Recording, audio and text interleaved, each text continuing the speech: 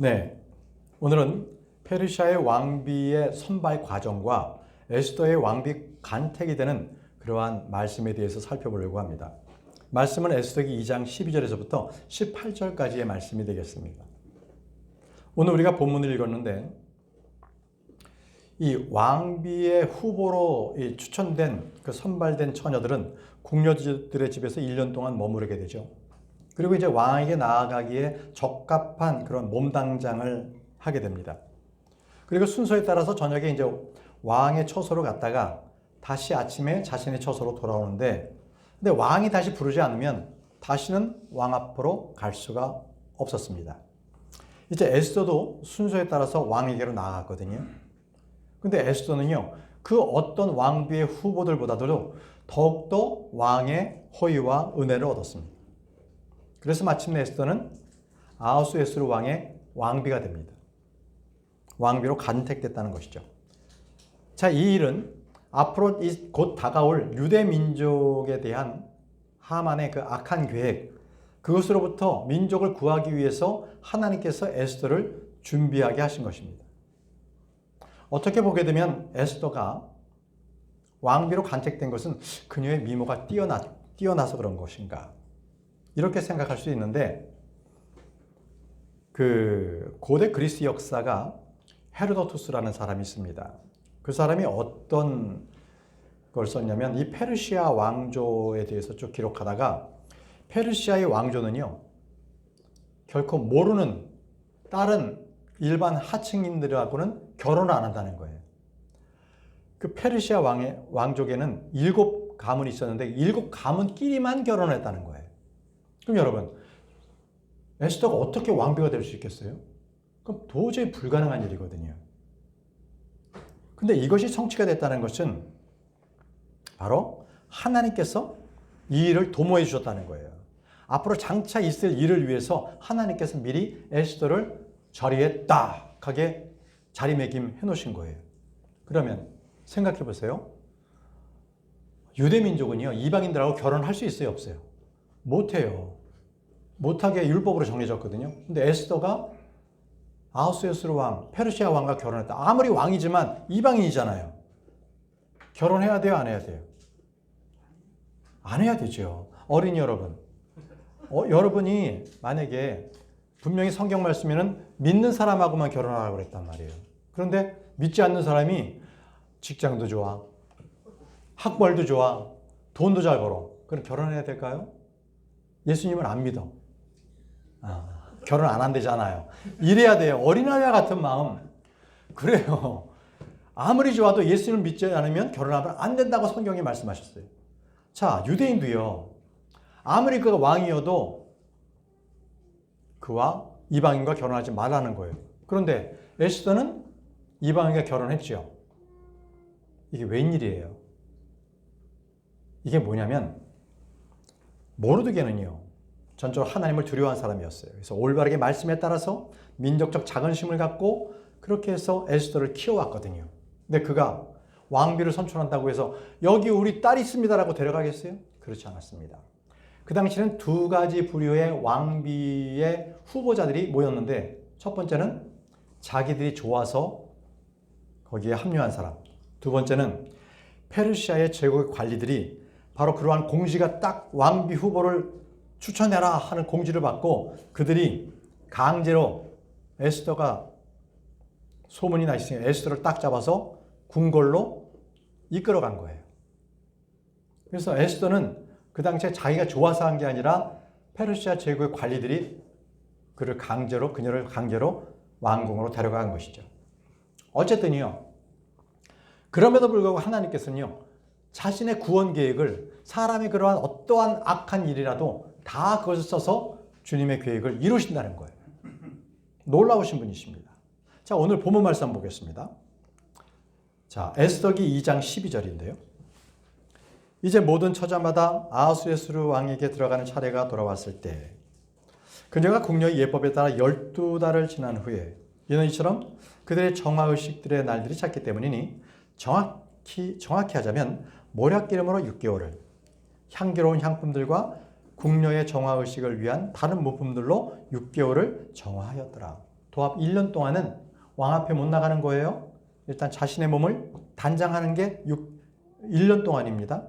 그런데 그 1년 동안에 6개월은 모략기름으로 자기의 몸을 깨끗하게 정결하게 했고, 나머지 6개월은 향품과 여성들을 정결하게 하는 데 필요한 다른 물품, 한마디로 말한다면 화장품을 써서 그녀의 몸을 정결하게 했다는 거예요. 얼굴에 팩도 바르고 피부에다가 에센스도 좀 바르고 뭐 이러면서 이렇게 깨끗하게 해서 준비를 했던 거죠. 이게 관례였어요. 이게 페르시아의 관례였다는 거죠. 왕에게 나가려면 그렇게 해야 된다. 그러면요, 이거는 우리 교회도 우리가 생각해 볼 수 있어요. 우리가 주님 앞에 나갈 때 우리가 얼마나 순결하게 준비를 하고 있다는 거예요. 주님은요, 우리에게 정말 흠없는 것을, 거룩하고 흠없는 것을 원하세요. 에베소서 5장 27절에 그분께서 교회를 점이나 주름이나 그러한 것이 조금도 없는 영광스러운 교회로 자신에게 제시하려 하시며 오직 그것을 거룩하고 흠없게 하려 하심이라고 했습니다. 저와 여러분들은 교회예요. 그리고 이 교회가 주님의 신부고요. 그렇기 때문에 주님은 우리에게 뭔가 점이나 주름이나 흠이 없는 것을 우리에게 원하신다는 거죠. 여러분, 이 차출된 이 처녀들을 누가 맡았냐면 그때 시종장이는 헤가이라는, 왕궁에서 헤가이라는 시종장이 맡았어요. 그래서 왕궁에서 이 처녀들을 이렇게 잘 보살펴줬죠. 이 헤가이는요, 성령님을 예표해요. 지금 이 교회 시대도요, 성령님께서 우리를 예수 그리스도께로 인도하는 거예요. 여러분들이 주일날 아침에 교회 나오는 것조차도 성령님께서 여러분들의 마음을 붙잡으셔서 다른 곳에 놀러 가지 않고 이 교회로 나오게끔 성령님이 인도해 주시는 거예요. 바로 시종장 헤가이의 역할은 성령님이 하시는 역할이었습니다. 자, 이제 전국에서 선출돼서 온, 그렇게 이끌려서 온 이 처녀들이 12달 동안 이 정한 규례가 있었는데, 첫 번째는 몸에 바르는 그러한 자기의 정결의식이 있는가 하면, 두 번째는 예법을 배워야 됐어요. 예법. 궁중 예법을 배워야 했다는 것이죠. 그러므로 해서 그들은 일반 백성에서 도약 왕실의 사람으로 탈바꿈하게 되는 거예요. 탈바꿈하게 되는 거예요. 그래서 이런 것들을 배우지 못하면 왕궁에서 대화가 안 돼서 못 살아가는 거죠. 제가 삼성에 있을 때 가면 삼성에서는 언어를 가르칩니다. 그러니까 일반 사회에서 알 쓰는 대화들, 인프라, 보통 이게 인프라 스트럭처거든요. 어떤 모든 사회의 구조 이런 것들이 그냥 줄여서 인프라라고 합니다. 아, 인프라가 어떻다. 그리고 이제 식스 시그마 용어지만 빅 Y가 뭐냐, 목표거든요. 빅 Y. 이런 식으로 전문적인 용어를 가르쳐가지고 조직에 들어갔을 때 그 용어를 알아들을 수 있도록 만드는 거예요. 근데 일반 백성인 처녀들이 왕궁에 왔는데 왕궁의 예법을 모른다면 대화가 안 되잖아요.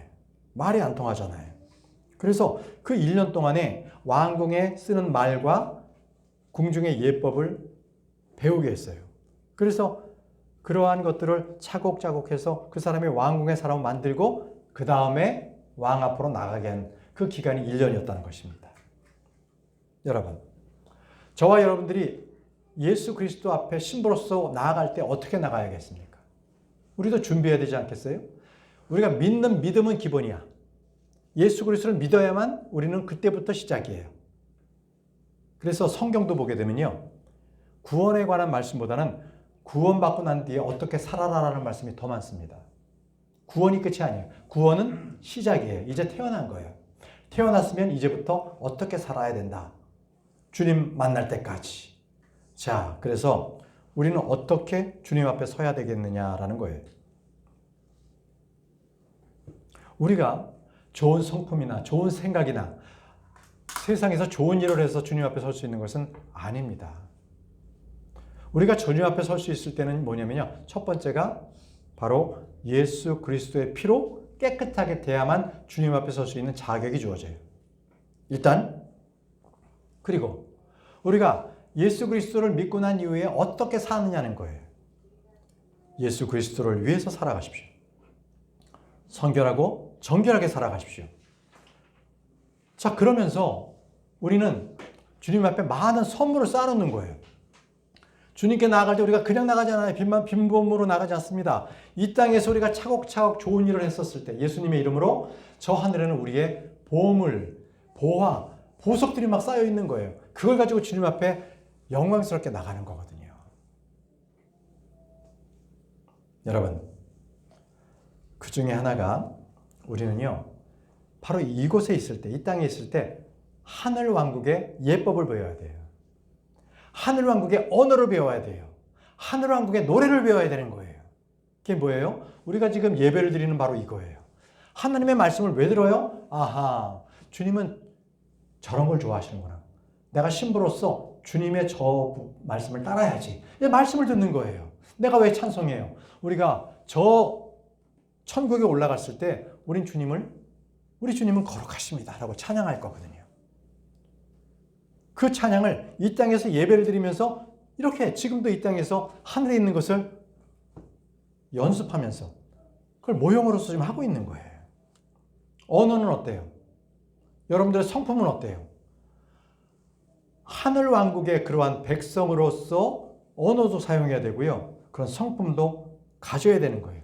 그래야 우리는 주님의 그 거룩한 보좌 앞에 설 수가 있는 겁니다. 그래서 사도 바울은 이렇게 기록했어요.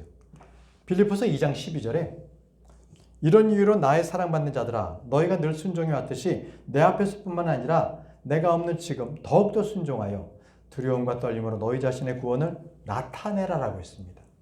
너희 구원을 나타내라는 거예요. 어떻게? 나는 이미 구원을 받았기 때문에 my own, your own salvation을 내가 소유한 구원을 바깥으로 나타내라는 거예요. 그런데 이게 잘못된 성경은 어떻게 되어 있냐면 너의 구원을 이루라라는 거예요. 이루라. 아닙니다. 구원을 이루어가는 거 아니에요. 예수 그리스도를 믿으면 구원을 받은 거예요. 구원을 이루어가는 게 아닙니다. 여기서 빌립보서 2장 12절은 분명하게 자신의 구원을 나타내라는 거예요. 구원 받았으면 구원을 나타내라. 뭘로? 올바른 행위로, 좋은 성품으로, 의로운 말로 나타내라는 거예요. 우리는요, 언제든지 지금 이 시간에 하늘의 왕국의 예법을 배워야 돼요. 저는 여러분들에게 한 가지를 부탁드리고 싶어요. 여러분들이 사용하는 그 말씨, 단어, 말이 있잖아요.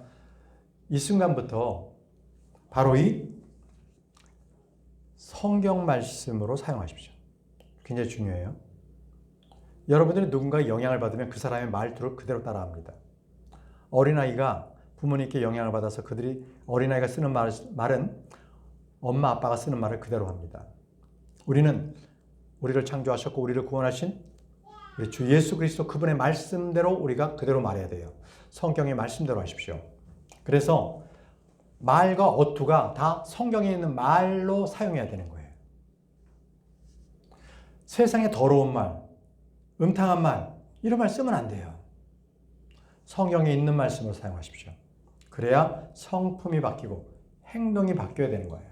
그래야 정결하게 내가 주님을 만나 뵐 수 있는 준비를 지금 하고 있는 거거든요. 주님은 성경의 말씀으로 우리에게 가르쳐 주셨는데 성경의 말씀이 아닌 자꾸 세상적인 언어, 세상의 음탕한 말, 이걸 써서는 안 된다는 거예요. 이제부터 여러분들은 성경에 있는 그 단어를 내가 말할 때 그 단어를 사용해서 사용하시기 바랍니다.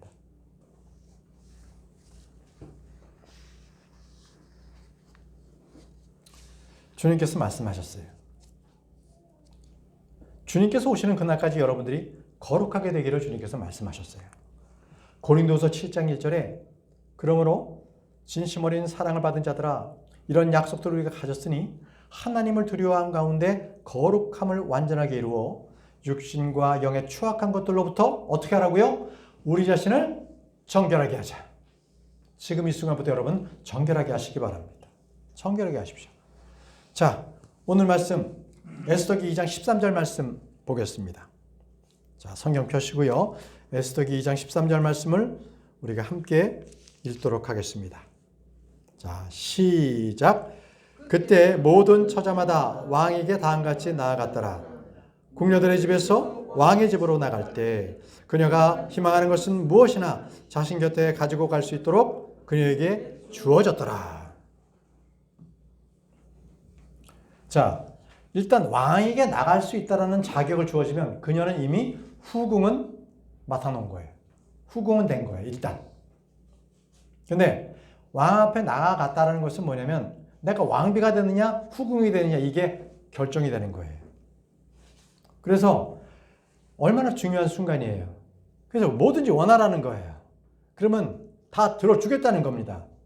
개인 사비로 사지 말고 국고에서 다 사주겠다는 거예요. 전면 다 사주겠다. 나라의 예산으로 사주겠다는 거예요. 그래서 옷이나 화장품이나 보석이나 그 뭐든지 요구를 해라는 거예요. 왜? 왕비가 되느냐 후궁이 되느냐의 중요한 갈림돌이 있는데 잘 차려입고 멋지게 치장하고 가야 되지 않겠어요? 그것은 왕 앞에 나간다는 것은 그녀의 엄청난 신분의 상승을 가져오기 때문에 그렇습니다. 여러분들 역시 주님을 만날 때에 여러분들이 예수 그리스도를 믿고 난 뒤에 무엇을 마련했는지 그 보석들을 가지고 주님을 맞이하시기 바랍니다. 여러분들은요, 이 땅에서 우리가 신부로서 예수 그리스도께서 오시기를 기다리고 있어요. 그러면 예수님께서 말씀하신 그 선한 것들을 주님께서 기쁘시게 하는 그러한 일들을 해 나감으로 해서 우리가 눈에는 보이지 않지만 저 하늘에 우리의 상급과 보상과 유업이 차곡차곡 저 하늘의 창고에 쌓아 놓고 있어서 우리가 주님을 만날 때 그것을 받아들고 주님을 만나게 될 것입니다.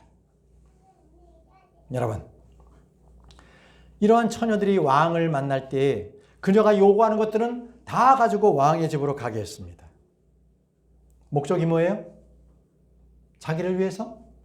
만약에 처녀가 자기의 사리사욕을 위해서 저쪽에 있는 수성구에 있는 땅 한 10,000평만 주세요. 이러면 안 줘. 그거는 왕을 위한 게 아니잖아요. 자기 사욕을 채우기 위해서 그런 거니까 그런 건 안 돼요. 오직 왕을 기쁘게 하기 위해서 무엇을 주겠냐는 거예요. 무엇이든지 원하라는 것이죠. 자, 이건 뭘 생각하게 되냐면요. 우리가 무언가를 간구할 때 얻을 수 있느냐 없느냐를 바로 이러한 기준에서 한다는 거예요. 어떤 기준이냐? 보세요. 바로 기도를 드릴 때 이렇게 기도하라는 거예요. 마태복음 7장 7절에서 8절에 주님께서 말씀하십니다. 구하라. 그리하면 그것이 너에게 주어질 것이요. 찾으라. 그리하면 너희가 발견할 것이요. 두드리라. 그리하면 그것이 너에게 열릴 것이라. 이는 구하는 이마다 받고 찾는 자는 발견하며 두드리는 자에게 그것이 열릴 것이기 때문이라 라고 하셨습니다. 구하라는 거예요. 찾으라는 겁니다. 두드리라고 말씀하셨어요. 여러분, 간절하게 여러분들을 간구하시기 바랍니다. 사도 요한은 이렇게 말씀하셨어요. 요한일서 5장 14절에 그런즉 이것이 우리가 그분 안에 있는 확신이니 만일 우리가 그분의 뜻에 따라 어떤 것이든 구한다면, 중요해요. 우리가 그분의 뜻에 따라 어떤 것이든 구한다면 그분께서 우리의 말을 들어요, 안 들어요? 들으신다는 것이라. 우리가 어떻게 기도할 때요? 그분의 뜻 안에서 뜻대로 구해야 된다는 거예요. 뜻대로. 자, 분명히 우리가 간구하는 것을 주님께서 다 구하라 그러셨어요. 두드리라 그랬어요. 다 주신다는 거예요. 그런데 전제 조건이 딱 하나 있어요. 조건이 하나가 있습니다. 그건 뭐예요? 주님께서 기뻐하시는 것을 간구하라는 거예요. 그럼 다 주신다는 겁니다. 다 주신다. 주님께서는 우리에게 아낌없이 주시는 분이세요. 요한일서 3장 22절에 그리고 무엇이든지 우리가 구하는 것을 우리가 그분께 받나니 우리가 그분의 명령들을 지키고 그분을 목전에서 기쁨이 되는 그 일을 행하기 때문이라고 했습니다. 여러분, 하나님을 기쁘게 하시면 그 기쁘게 하시는 그 사람이 간구하는 기쁘게 하는 그 요건, 기도하는 간구의 조건들을 주님께서 다 들어주신다는 거예요. 다 들어주십니다. 그래서 기도를 하는데 기도를 잘 응답받는 사람과 기도를 응답받지 못하는 사람의 차이가 있어요. 기도를 응답받지 못하는 사람은 나의 유익을 위해서 구해요. 나의 사리사욕을 위해서 주님 적어주세요. 돈 좀 더 주세요. 하거든요. 주님께서 안 들어주신단 말이죠. 그럴 때 이 사람은 뭐라 그러냐면 주님은 나의 기도에 응답하시지도 않아. 주님은 안 계신지도 몰라. 뭐 이런 식으로까지 막 해요. 그 왜요? 주님께서 원하시는 기뻐하시는 기도가 아니기 때문에 그래요. 여러분 지혜로운 사람이 되길 바라요. 지혜로운 사람은요. 주님께서 기뻐하시는 그 기도를 드려요. 어떤 기도예요? 주님, 제가 이번 설 연휴 때 누구를 친척 누구 그리고 가족 누구를 전도하고 싶습니다. 저에게 그 말씀이 기억나게 하시고 그의 마음을 열어주세요. 그래서 복음을 전해서 바로 그가 구원받게 해주세요. 이런 기도. 주님은요 기뻐하시죠. 오냐 알았다. 내가 그의 마음을 열어주고 너에게 필요한 말을 너의 입속에 넣어줄게. 염려하지 말고 담대하게 말씀을 전하거라 해서 그 사람을 만날 때 그렇게 복음을 전할 수 있도록 그렇게 만들어주시는 거예요. 여러분 그 기도는요 내가 하나님의 뜻대로 하게 되면 수만 번이라도 주님께서 들어 응답해 주신다는 거예요. 여러분 영국의 고아의 아버지라고 조지 밀러라는 사람이 있었습니다. 조지 밀러. 그때는 세계대전 이후기 때문에 엄청나게 많은 고아들이 있었어요.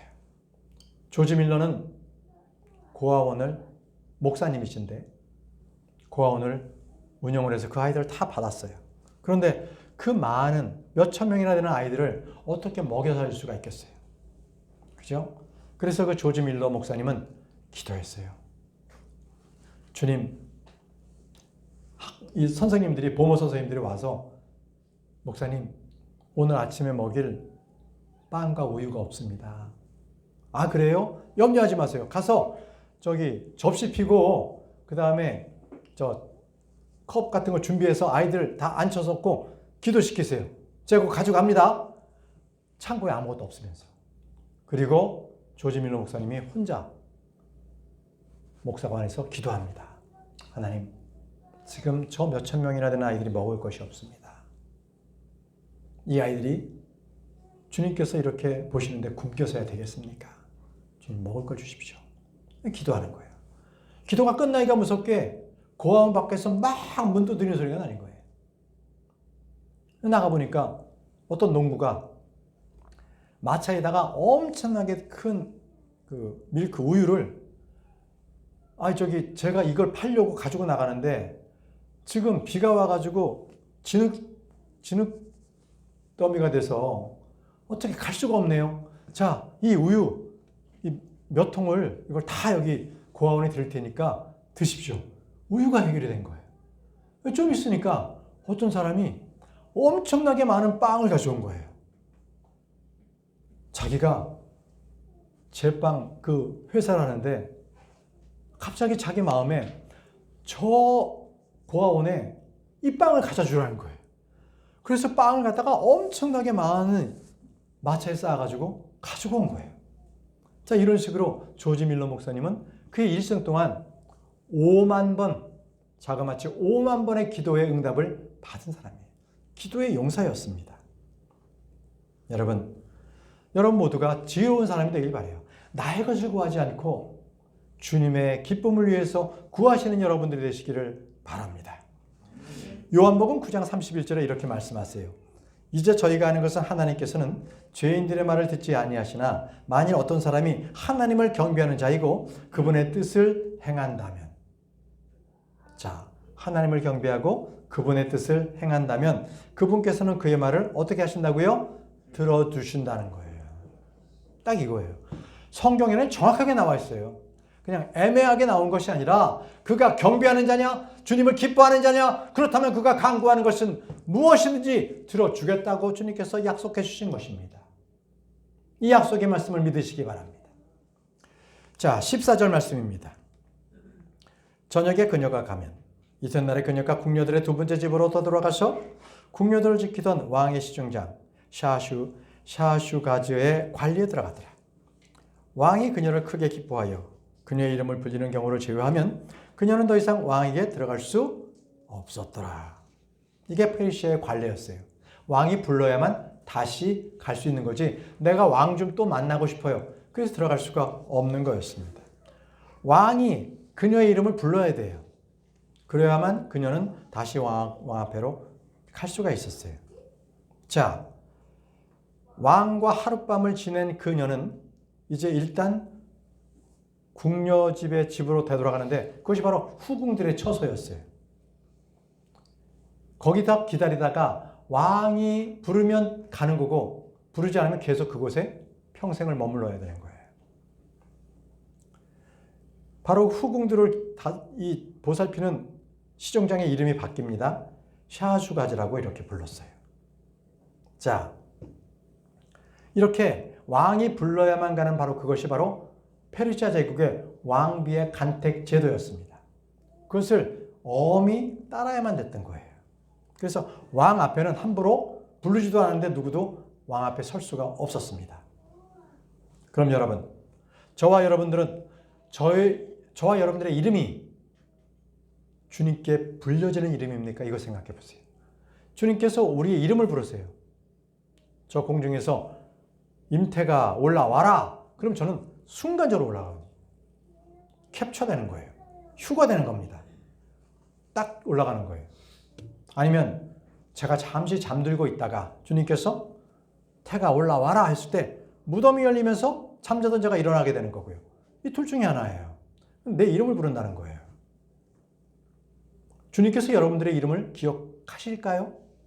어떠세요? 마음에 확신이 있으세요? 아, 주님께서는 내 이름을 아세요. 당연하지요. 제 이름을 부르실 거예요. 여러분, 여러분들의 이름이 저 하늘 생명책에 기록되어 있냐는 거예요. 그게 중요한 겁니다. 요한복음 10장 3절에 그에게는 문지기가 문을 열어줬느니라. 그리고 양들은 그의 음성을 듣느니라. 그런즉 그는 자기 소유의 양들을 이름으로 불러서 그들을 이끌어내느니라. 목자는요, 양들마다 이름이 있는 거예요. 양의 이름을 불러서 불러냅니다. 우리의 영원하신 목자는 누구십니까? 선하신 목자 예수 그리스도. 그분께서 저와 여러분들의 이름을 하나하나 불러서 불러내시는 거예요. 여러분들의 이름이 생명책의 이름에 있어서 여러분들의 이름이 주님으로부터 불려지기를 간절히 바랍니다. 성경에는요, 아무리 잘나도 이름이 기록된 사람, 아무리 못나도 이름이 기록되어 있는 사람이 있습니다.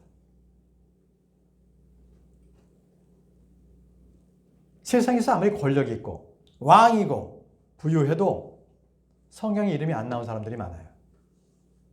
그러나 미천하고 세상에 보잘것없어도 성경에 그 이름이 꼭 기록되어 있는 사람이 있습니다. 예를 들어볼까요? 파라오의 이름은요, 성경에 기록되지 않습니다. 파라오의 이름은. 그러나 히브리 산파의 이름은 주님께서 그 이름을 기록하셨어요. 기억하셨다는 것입니다. 그 이름이 뭐예요? 시프라, 그리고 푸아우. 이것이 바로 히브리 산파의 이름이에요. 그들은요, 이스라엘의 남자아이들을 죽이지 않았어요. 파라오는 태어나면 아이들을 다 죽이라고 했는데 이 산파들은 죽이지 않았기 때문에 하나님께서 기뻐하시는 일을 해서 자기 목숨을 내놓고 했잖아요. 그래서 그 이름이 기록되어 있어요. 모세를 키워준 파라오의 딸들의 이름은 기록되지 않았어요. 그러나 모세의 어머니 요게벳은요, 이름이 기록되어 있어요. 신약 성경에도요, 부자는요, 어떤 부자라고만 했어요. 그러나 그 부자의 집문 앞에서 떨어진 음식을 집어먹던 거지 나사로는 이름이 기록되어 있어요. 다릅니다. 예수 그리스도를 믿으면 이름이 기록됩니다. 여러분들 모두는 여러분들의 이름이 하나님께 기억이 되는 그런 사람들이시기를 바랍니다. 자, 15절 보겠습니다. 15절. 이제 왕에게 들어가는 에스더의 차례가 돌아왔으니 그녀는 모르드게의 삼촌 아비아일의 딸로서 모르드케는 그녀를 자신의 딸로 삼았더라. 그녀는 궁녀들을 지키는 자인 왕의 시종자 헤가이가 지정한 것 외에는 아무것도 요구하지 아니하였더라. 헤가이가 기본적인 걸 줬는데 그것만 하고 자기가 필요한 것도 더 이상 자기 것은 요구하지 않았다는 거예요. 그리고 에스더가 그녀를 바라보던 모든 자들의 목전의 호의를 얻어냈더라 라고 있습니다. 여러분, 에스더는요, 시종장 헤가이가 준 것, 그 기본적인 것 외에는 아무것도 요구하지 않았어요. 값비싼 옷이나 값비싼 보석이나 아주 얼굴에 잘 받는 화장품마저도 요구하지 않았어요. 여러분, 대신에 에스더가 준비한 게 있습니다. 그녀는요, 마음을 준비했어요. 두려운 마음으로 정결한 행실, 정숙하고 그리고 온유하고 조용한 영의 양식으로, 영의 장식으로 자신을 꾸며왔던 거예요. 이것이 바로 에스더가 준비해왔던 겁니다. 몸의 외적인 치장보다는 그의 영을 다스려왔던 거예요. 보시죠. 베드로전서 3장 3절에서 4절 말씀입니다. 베드로전서 3장 3절에서 4절 말씀. 너희의 단장이 머리를 닦는 것과 금을 착용하는 것이나 차례의 복장에서 비롯된 외적인 단장이 되지 않도록 하라. 다만 마음에 숨겨진 사람으로 하여금 너희의 단장이 되게 하되 썩을 수 없는 것, 곧 온유하고 조용한 영의 양식으로 하라. 하나님의 옥전에서 그것은 대단히 값진 것이라. 무엇이 값져요? 온유하고 조용한 영의 양식. 영적인 치장을 하는 거예요. 영적인 장식을 하는 거예요. 눈에 보이는 외적인 것에 대해서 뭐 다이아를 낀다든지 무슨 머리를 멋있게, 이게 중요한 게 아니라는 거예요. 여러분, 이때 이 영의 양식을 준비했던 에스더의 마음이 어땠을까요? 보통 모든 차출된 이러한 처녀들은 일생일대의 기회가 아니겠어요? 그러니까 어떻게든지 막 눈에 마스카라 하고 그냥 막 입술에 그냥 빨갛게 바르고 막 자기가 예쁘게 보일 수 있는 최대한으로 다 했을 거란 말이죠. 멋진 옷도 입고 보석도 착용하고. 에스더는 그런 게 없었다는 거예요. 어쩌면은 사람들에게는 어리석게 보였을 거예요. 그렇다고 혹시 여러분 에스더의 면모가 너무나 빼어나서 아무것도 안 해도 된 거 아닌가? 저는 그렇게 생각하지 않아요. 그 당시에 페르시아 제국이 지금의 유럽 대륙만 했거든요. 근데 거기서 각 속주에서 다 차출된 그러한 처녀들이었으니 얼마나 빼어났겠어요.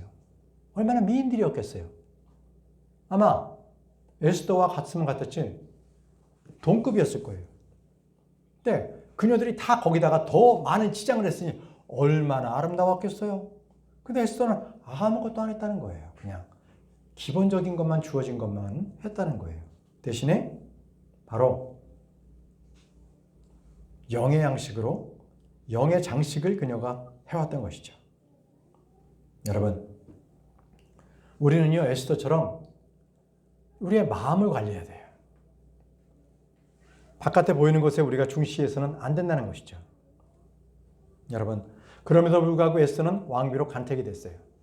왕비로 간택이 됐다고요. 이 얘기는 뭡니까?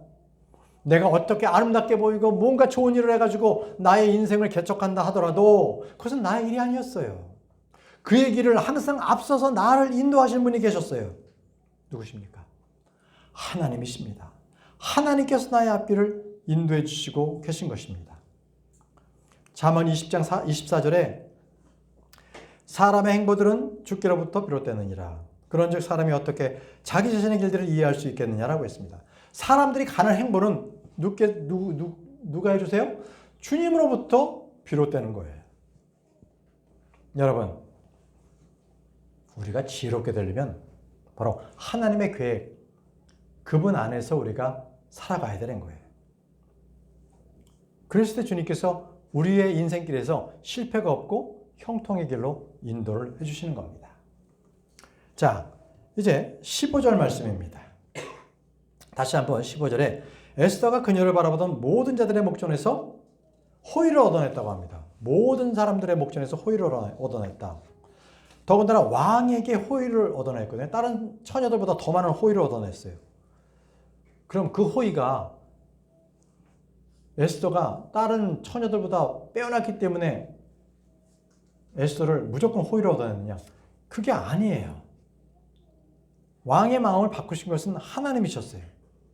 자, 보세요. 잠언 29장 26절에 많은 이가 치리자들의 호의를 구하나 왕의 호의를 구하는 거예요. 그러나 모든 사람 각각에 대한 판단은 누구로부터? 주께로부터 오는 거예요. 왕의 마음을 바꿀 수 있는 것은 주님이었습니다. 자, 요즘에 말이죠. 아이돌, 그래서 많은 가수들, 예쁜 치장에 오는 남자나 여자나 그러한 아이돌 가수들이 많이 나오죠. 근데 잘생겼잖아요. 성형수술도 많이 받고. 그런데 보면요, 그 아이돌 가수들을 좋아하는 사람들이 있는가 하면 싫어하는 사람들이 있어요. 싫어하는 사람은 뭐라 그러냐면 NT라고 해요. NT. 싫어한다는 거예요. 사람은요, 누구나 다 NT가 있어요. 그 사람을 싫어하는 사람이 있다는 거예요. 누구나 다 그 사람을 좋아할 수는 없다라는 거죠. 그런데 에스더는 어떻게 됐어요? 모든 사람에게 다 호의를 얻었다고 그랬어요. 이겁니다. 이거는 사람의 노력으로 될 수가 없는 거예요. 하나님만이 그를 모든 사람들에게 호의를 얻도록 만들어 주신다는 거예요. 그래서 하나님께서 왕의 마음을 바꿔 주셨다는 것입니다. 16절입니다. 에스더기 2장 16절. 그렇게 에스더가 아하수에스로 왕에게 인계되어 그의 통치 7째 티베돌인 10째 달에 그의 왕실의 집안으로 들어가더라. 자, 이제 에스더의 차례가 돼가지고 왕 앞으로 가는데 그때가 언제예요? 7째 해예요. 7째 해. 그럼 7째 해는 뭐냐면 왕의 잔치가 있었던 게 언제였냐면 셋째 해에 왕의 잔치가 있었으니까 지금 에스더가 왕에게 가는 게 7째이니까 4년이 흘러가요. 4년이.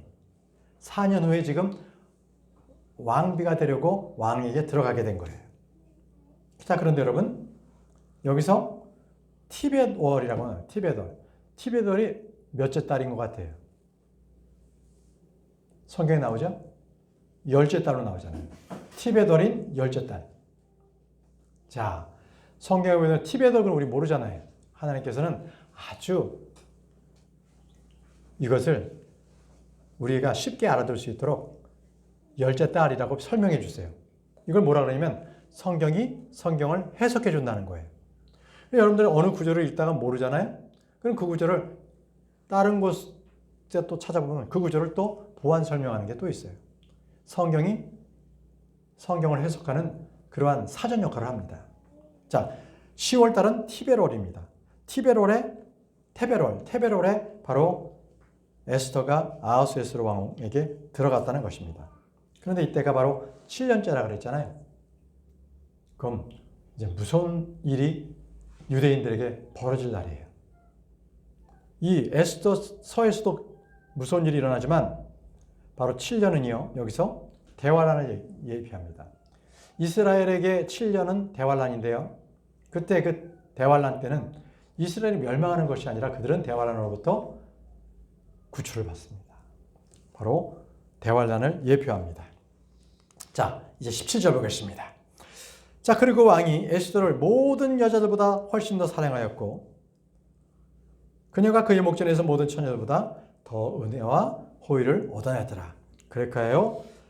그가 그녀의 머리 위에 왕비의 관을 씌웠고 그녀를 와슈대 대신 왕비로 삼았더라. 아하수에스로 왕은요, 에스더를 다른 모든 여자들보다 사랑하게 됐어요. 잠언 21장 1절에 물이 흐르는 강들같이 왕들의 마음은 누구 손에 있어요? 주의 손에. 주님께서 왕의 마음을 딱 물이 흐르듯이 딱 그렇게 정해 놓으신 거예요. 왕의 마음을 에스더에게 딱 돌리도록 주님께서 만들어 놓으셨습니다. 그러므로 이제 에스더가 페르시아 제국의 왕비가 되는 바로 그 순간입니다. 자, 이제 마지막 절 18절입니다. 에스더기 2장 18절. 그때 왕이 그 모든 통치자들과 그의 종들에게 성대한 잔치를 마련하였으니 곧 에스더의 잔치라. 그리고 그가 속주들에게 면제를 베풀었고 왕의 형편에 따라 선물들을 주었더라. 자, 이제 왕비가 새로 선출되자 왕은요, 에스더를 위한 성대한 잔치를 베풀었어요. 그리고 각각의 그 속해 있는 그 속주들의 그 통치자들에게 면제를 해줬는데 이게 뭐냐면 세금을 면제해 준 거예요. 오늘이 기쁜 날이니까 내가 세금은 안 받을게. 이렇게 된 겁니다. 그리고 선물을 줬다 그러죠. 이 선물이 뭐예요?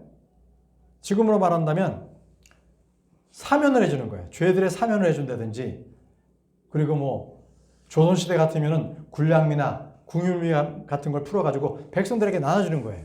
자, 왕비가 새로 선출되었으니 다 같이 기뻐하자 해가지고 온 백성들이 다 기뻐하고, 야, 우리 왕은 너무나 좋은 분이야. 이렇게 해서 백성들에게도 인심을 얻도록 하는 그러한 일석이조의 효과를 누리는 거죠. 자, 여러분,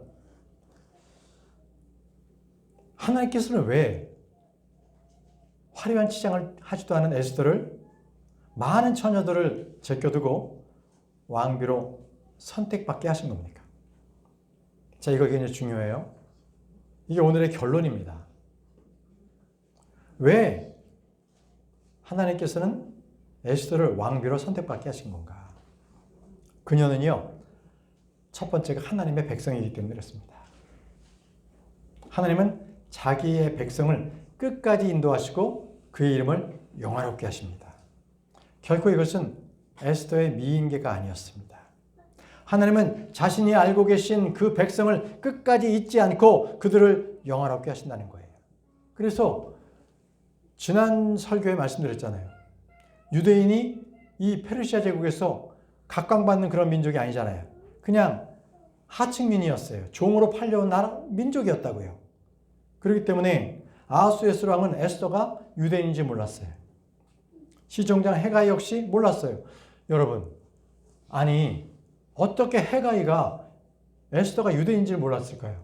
분명히 왕비가 되는 그 조건이라면 분명히 인적 조회를 다 했을 거란 말이죠. 뒷조사를 다 했을 텐데 그게 다 생략된 거예요. 하나님께서 막으셨다고 봅니다.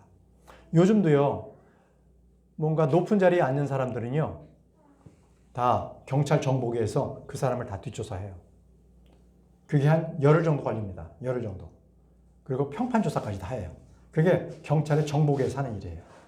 그래서 그 사람이 사는 지역 같은 데 그 사람이 어땠느냐 다 조사해서 그걸 다 정리해서 청와대에 딱 올리는 거예요. 헤가이가 그런 역할을 안 했어요. 같이 있던 처녀들도 유대인인지 몰랐다는 거예요. 왜요? 하나님만 아셨기 때문에. 모든 사람들의 눈과 귀를 막아주셨다는 것이죠. 그러므로 하나님께서는 끝까지 에스더를 지키시고 그를 높여주신 것입니다. 로마서 8장 29절 30절 말씀입니다. 이는 그분께서 또한 자신을 미리 하신 자들을 그분의 아들의 형상과 일치되게 하시려고 예정하셨기 때문이니 그분으로 하여금 많은 형제들 가운데 첫째로 나신 분이 되게 하려 하십니다. 이뿐만 아니라 그분께서는 자신이 예정하신 자들을 또한 부르셨도다. 그리고 그분께서는 자신이 부르신 자들의 정당함을 또한 입증하셨도다. 그리고 그분께서는 자신이 그 입증하신 정당함을 입증하신 자들을 또한 영광스럽게 하셨도다. 주님 앞에 선 자들은 입증된 거예요. 너는 예수 그리스도로 인해서 죄가 없다. 판정받은 거예요. 정당함을 입증받는다는 게 그겁니다. 그리고 그를 영광스럽게 하셨다는 것입니다. 저와 여러분들은 이미 하나님 앞에 영광스럽게 된 존재들입니다. 여러분, 우리는요, 이제부터 주님께서 원하시는, 주님께서 기뻐하시는 바로 그러한 자로 하나님 앞에 서기를 바랍니다. 주님과 나와의 관계가 확고해야 되겠죠.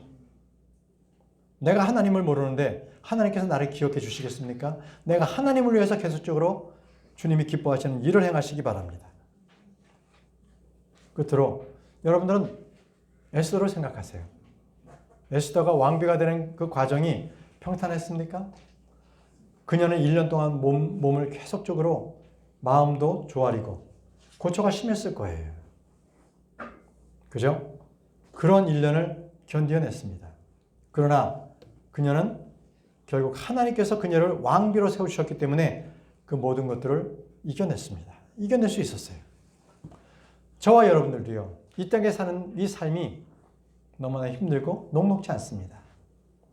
우리에게 기쁨이 되고 위로가 되는 것은 바로 저 천국에 있습니다. 저 하늘에 있습니다. 여러분, 우리가 에스더가 왕비가 됐을 때에 많은 사람들이 기뻐했던 것처럼 우리가 하나님의 아들이 되는 그 기쁨이 됐을 때, 구원을 받았을 때 저 하늘에서는 큰 잔치가, 큰 기쁨이 있다고 했었습니다. 저와 여러분들은 이제 주님이 오시면 이 땅에서 우리가 주님의 공륜기름 했을 때 저 하늘로 올라가서 예식을 치르고, 그리고 주님과 함께 이 땅에서 지상재림을 하고, 이 땅에서 바로 어린 양의 혼인 잔치가 벌어질 것입니다. 바로 그때 저와 여러분들은 신부로서 주인공이에요. 그러기 위해서 여러분, 에스더가 순결하게 자기를 지켰는 것처럼 우리 역시도 믿음의 경주를 끝까지 잘 달리시는 여러분들이 되시기를 바랍니다. 바로 그 순결함이 저와 여러분들에게 있기를 간절히 바랍니다. 기도하겠습니다.